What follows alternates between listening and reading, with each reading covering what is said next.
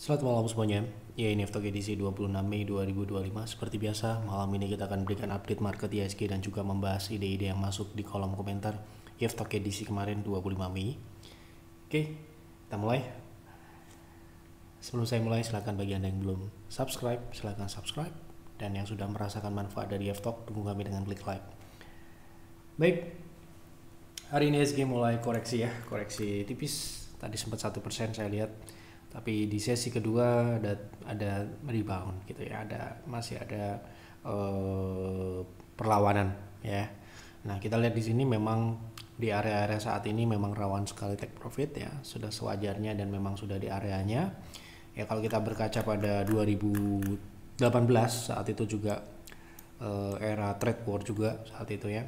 Koreksi IHSG itu kan juga cukup dalam ya, sekitar 17%. Ya, tetapi saat itu memang pemulihan itu di 0,7 ya, 0,7. Jadi kita lihat di sini 0,6 ini sebagai patokan 0,6 dan 0,7 ini kemungkinan adalah area peak dari wave B ya.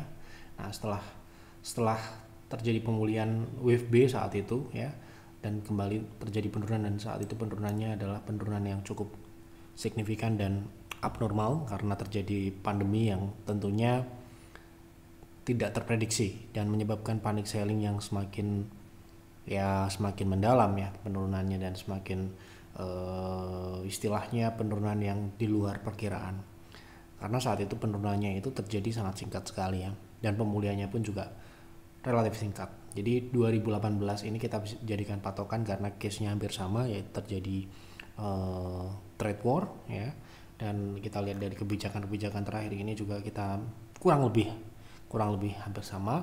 Kita lihat dari turunnya harga komoditas dan sebagainya, itu efeknya hampir sama. Jadi kemungkinan pemulihan wave B ini akan membawa IHSG nantinya ya, kita sedikit update ya, wave C nanti akan setidaknya berada di wave A, sejajar wave A atau sedikit lebih tinggi ya, sama dengan sebelumnya ya, seperti ini. Jadi dan saat itu ya, seingat saya ya, karena ya sudah cukup lama ya, seingat saya waktu itu, karena saat itu private trading room itu baru berumur 1 tahun ya, 2017-2018. Saat itu memang yang kami rasakan adalah ya, kita lihat dulu. Oh ya, ini waiting list ya, bagi Anda yang ingin join PTR silakan bisa klik tombol waiting list. Kita lihat ya di 2018 bagaimana kinerja private trading room ya. Saat itu memang sistemnya berbeda, sudah berbeda ya dengan sekarang ini ya. Kita lihat ini tetap bisa bertahan dan tetap bisa bertumbuh bahkan saat Covid ya, tetap bertumbuh di 2017 sampai dengan 2018 PTR masih tetap bisa bertumbuh dan mengalahkan jauh dari IHSG, sedangkan IHSG cenderung turun ya saat itu gitu sampai dengan 2020. Kita tetap bisa positif dan akselerasi setelah pandemi ini ya.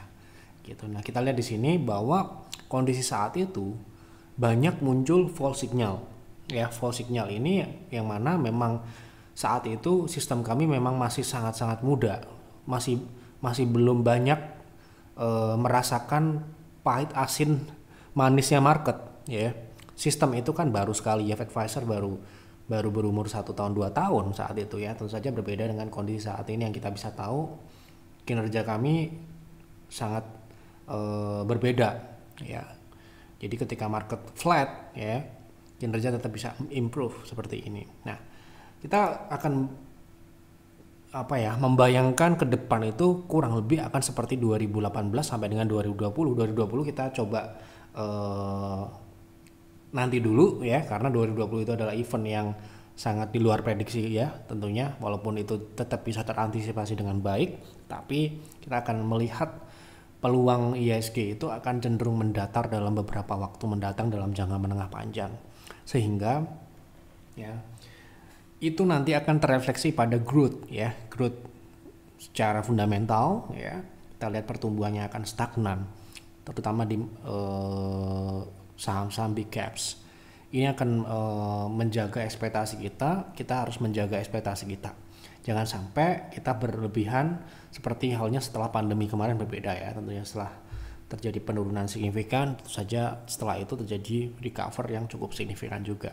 Nah, sekarang ini menurut saya, perkiraan saya tidak bearish, namun kemungkinan akan flat. Flat ini bisa diartikan sebagai sesuatu yang lebih menantang ya. Menurut pengalaman saya yang baru 15 tahun di market, kondisi paling menantang itu bukan pada saat market bearish ya, tapi pada saat market flat, stuck ya.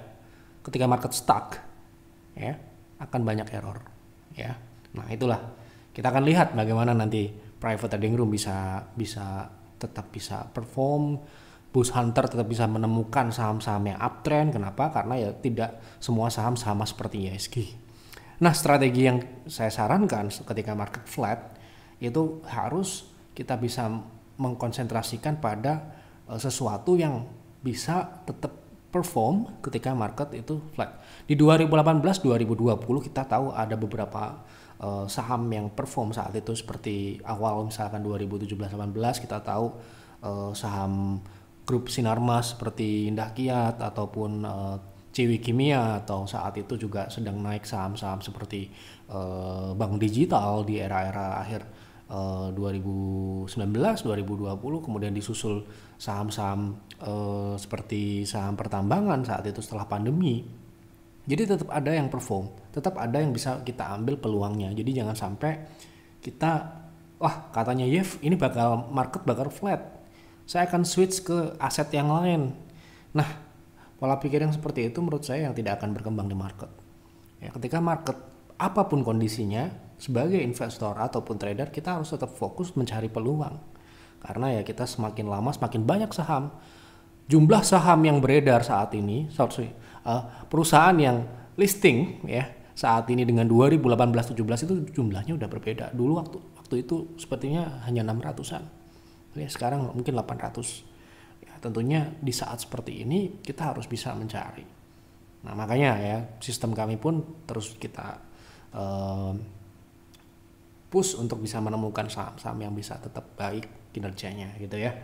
Nah, ini ya tantangan saya kasih tahu bahwa kita harus menjaga ekspektasi pertumbuhan dari kinerja emiten-emiten yang mungkin saat ini big caps ya, terutama seperti saham-saham banking. BRI kita tahu sudah mengalami penurunan pertumbuhan, bahkan terjadi penurunan laba gitu ya beberapa kuartal. Kemudian saham seperti BCA pun pertumbuhannya juga menurun, tumbuh tetapi menurun, mengecil pertumbuhannya.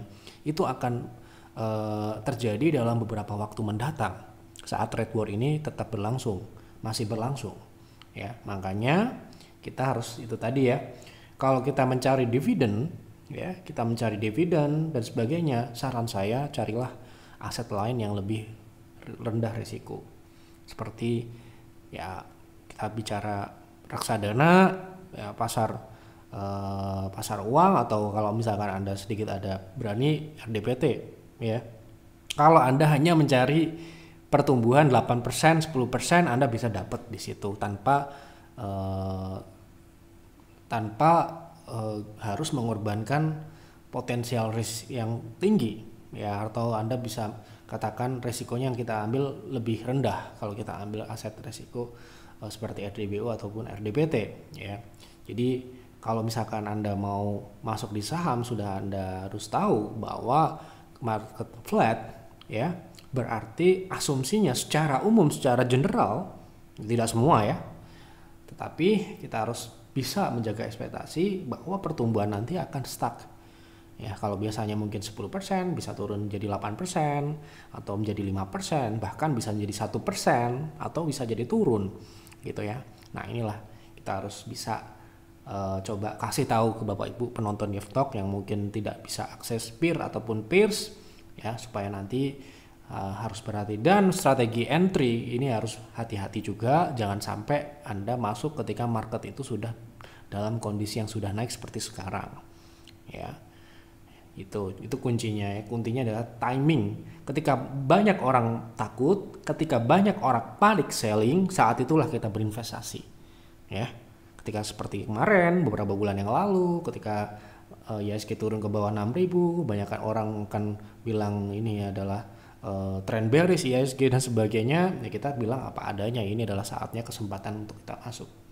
Nah sekarang ini tentu saja kita balik, saat ini adalah waktunya untuk take profit. Kenapa? Karena saat ini sudah berada di titik-titik yang cukup tinggi, ya poin-poin yang cukup tinggi untuk kita beli, atau apalagi kalau misalkan kita mau berinvestasi jangka panjang, ya begitu kira-kira. Ini sedikit untuk edukasi sedikit ya. Kalau IHSG kan masih sama pembahasan teknikalnya, tapi ini yang paling penting menurut saya, yang perlu saya sampaikan sebagai advisor itu harus saya sampaikan supaya nanti walaupun penonton saya ini sedikit ya, tidak banyak orang, tapi semoga bisa bermanfaat. Kita bicara apa adanya, yang kami lihat seperti itu. Nah nanti benar atau salah ya kita akan serahkan kepada market, tetapi saya memiliki analisa seperti itu. Ya silahkan dipakai kalau Anda merasa cocok, kalau tidak silahkan diabaikan gitu ya. Jadi jangan sampai nanti, wah saya nungguin marketnya turun, kagak turun-turun, saya nunggu marketnya naik, kagak naik-naik. Jangan seperti itu ya. Kita harus tahu ini kondisinya secara umum ya. Kita bicara IHSG, tentu saja ini akan berbeda case ketika kita berbicara dengan saham per sahamnya. Saham-saham, setiap saham memiliki karakter dan pola atau siklus yang berbeda ya gitu. Oke, kita masuk ke pembahasan saham ya. Siang Pak F, mohon analisa WIFI untuk trading. Terima kasih. Oke, kita lihat swing ya.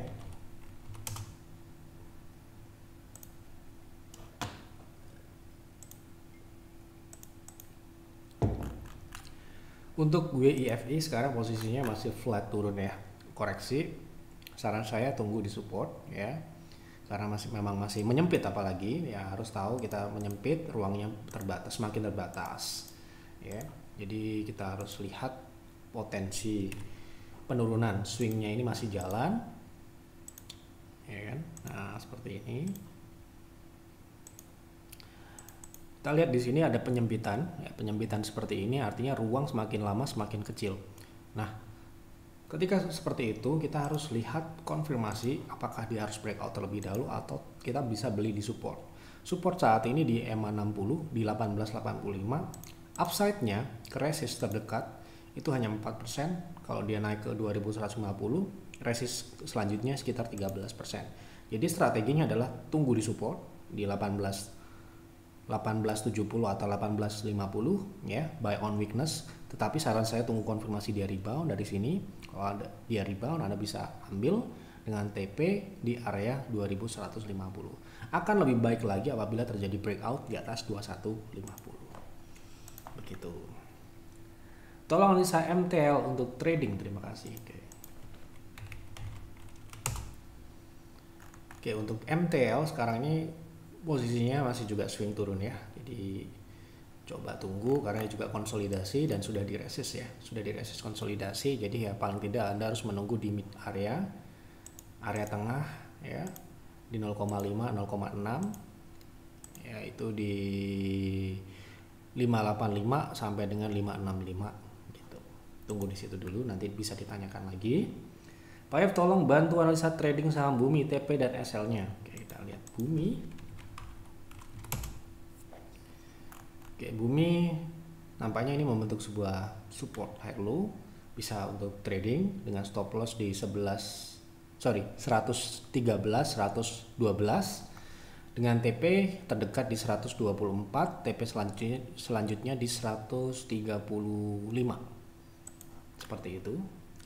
Mohon bahas PNBN untuk trading, apa menarik untuk masuk?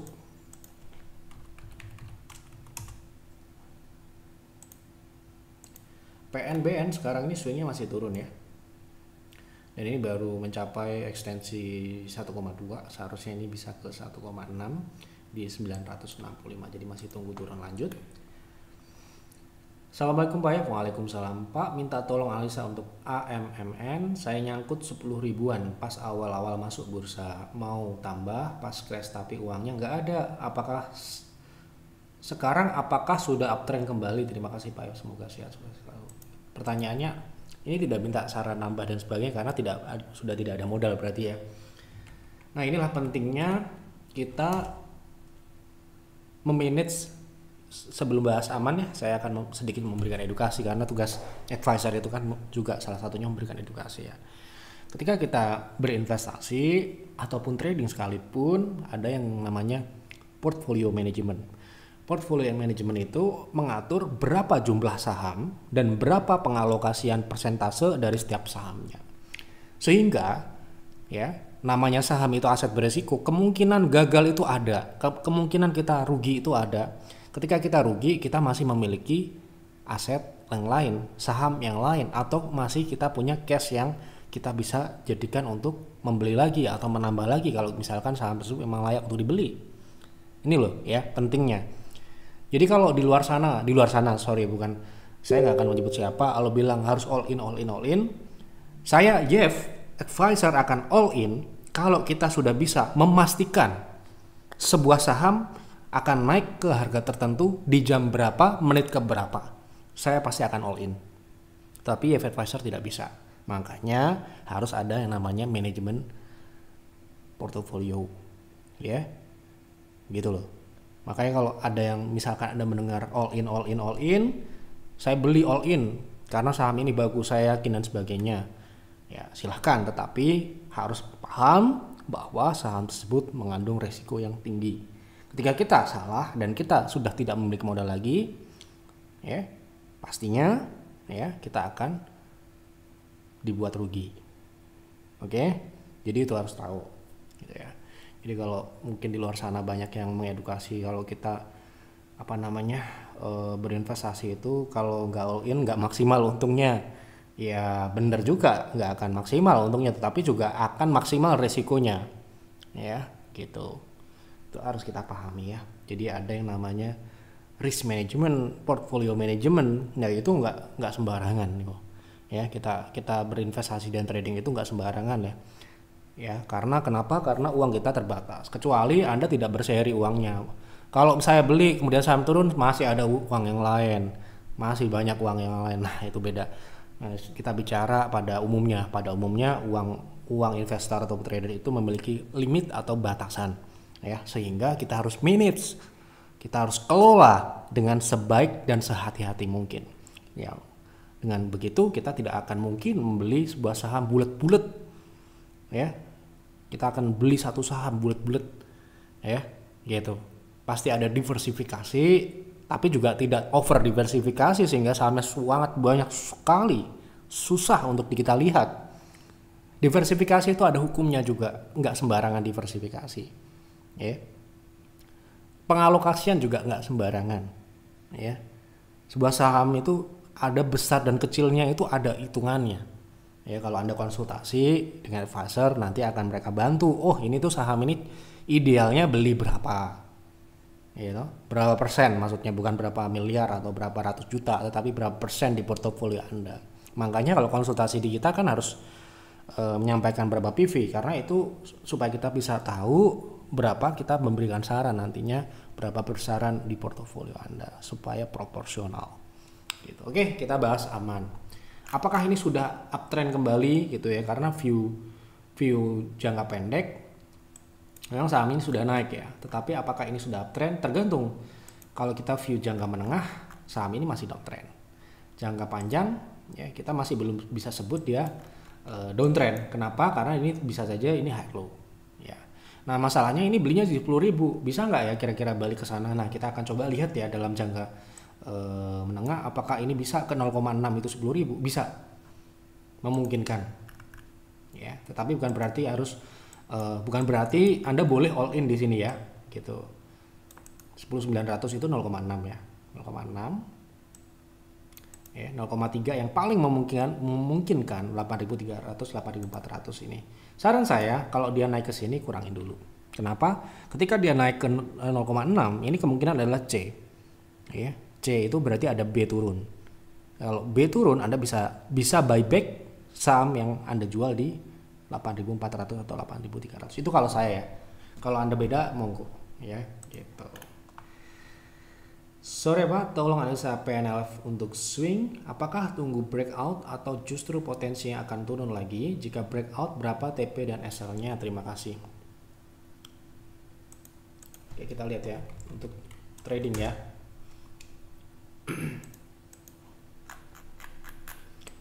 Kalau kita lihat di sini breakdown ya potensinya. Ya, kita lihat ini volumenya cukup tinggi, ya harusnya ada pengujian support dan berpotensi. Masih belum ada sinyal dia mau swing naik. Ya, sementara ini harus tunggu dia breakdown ini, kemudian nanti bisa Anda tunggu turun lebih lanjut ya. Gitu. Kalau turun lebih lanjut berapa targetnya? Ya, terdekat di 244 gitu. Sementara ini seperti itu. Mohon informasi best price untuk saham BBCA untuk swing. Terima kasih, semoga sehat selalu. Oke. Jadi bantu ya, bantu jawab. Biasanya Pak Yep minta diperinci untuk investasi.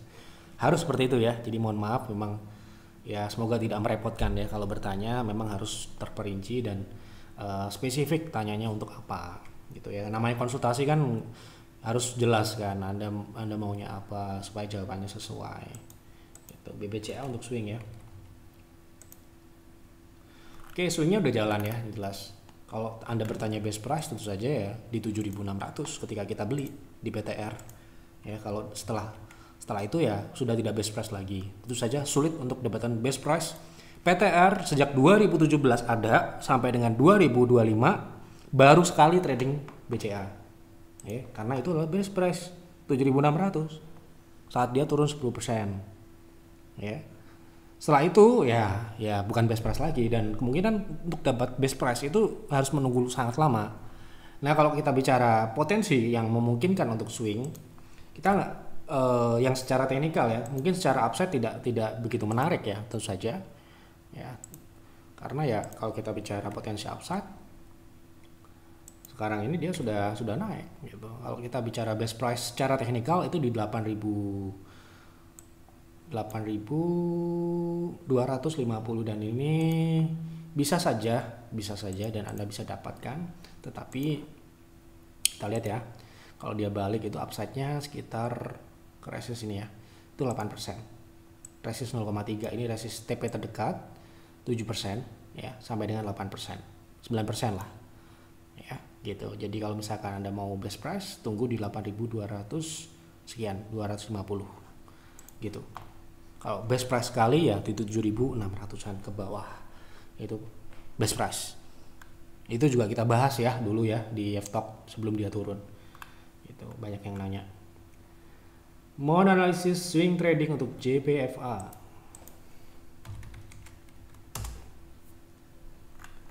Sekarang swingnya masih turun ya, masih nunggu di target selanjutnya ya di 15.10.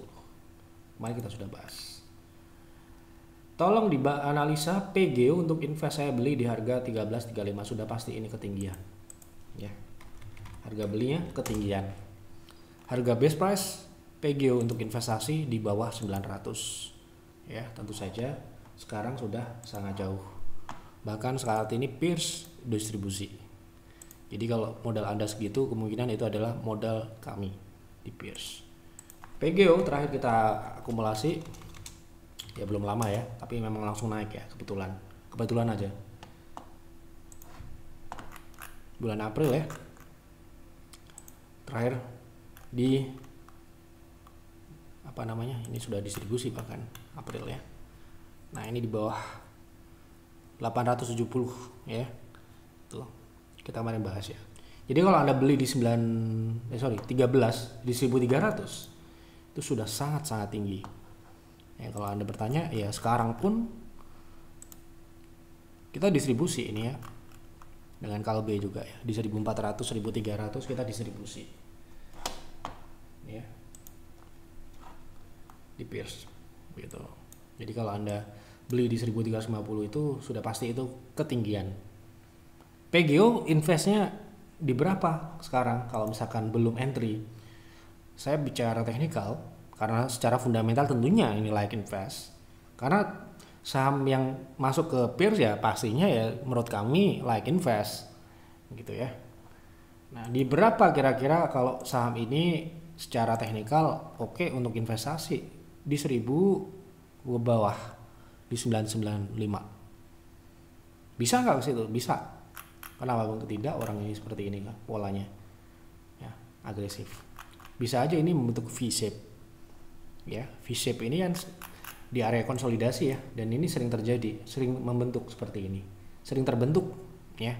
Nih V, ini juga V, Jadi dia bisa balik ke sini nih. Kalau Anda belinya ketinggian, ya bisa dibawa kembali ke sini. Meng ya pastinya. Gitu. Mengnya berapa persen gitu ya? Sekitar 26% ya. Gitu. Risknya segitu. Ya. Ada nggak potensi naik? Ada aja. Tapi kan nggak sebanding dengan risiko. Kadang orang salah mengartikan ya kalau saya bilang saham ini sudah ketinggian, itu bukan berarti saham ini nggak bisa naik ya. Tetapi risknya sudah terlalu besar. Risikonya sudah terlalu besar. Pak, risiko itu kan setiap orang beda-beda. Ya, menurut saya risikonya sudah terlalu besar. 20% itu sudah kebesaran. Itu. Oke. Jadi mungkin bagi Anda mungkin, Pak, saya siap risiko 50%. Nah, ini mungkin kecil karena cuma 20%. Makanya saya kembalikan pada Anda, risikonya kalau menurut kami ini sudah terlalu besar. Ya, gitu. Tidak sebanding dengan potensi kenaikan selanjutnya. Begitu kira-kira. Boleh tolong BRPT. Nah, ini belum dilengkapi ya. Jadi silahkan dilengkapi. Tolong Pak dianalisa saham TLKM. Kalau masuk di harga 2690 untuk trading, baiknya dijual di berapa? Tanya TP ya. TLKM. Kemarin kita sudah bahas ya di 2900 ya. Itu TP terdekat. TP selanjutnya ada di gap sini ya, di 3100. Baik, sudah saya bahas semua yang ada di kolom komentar. Semoga tidak ada yang terlewat. Apabila ada yang terlewat, mohon maaf yang sebesar-besarnya. Silahkan tulis kembali di kolom komentar. Kita bahas di F-Talk selanjutnya.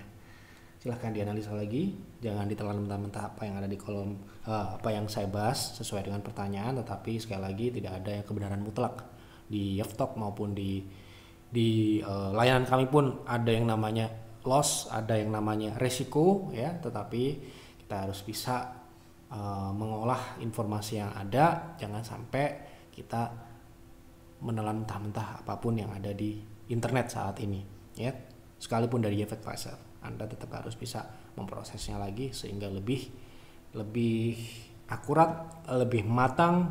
Anda tidak kebingungan ketika setelah itu terjadi apa, misalkan naik ataupun turun, karena sudah Anda siapkan strategi yang sesuai dengan apa yang Anda jalankan. Itu saja yang dapat saya sampaikan di F-Talk malam ini. Mohon maaf apabila ada kekurangan atau kesalahan. Selamat malam dan selamat beristirahat.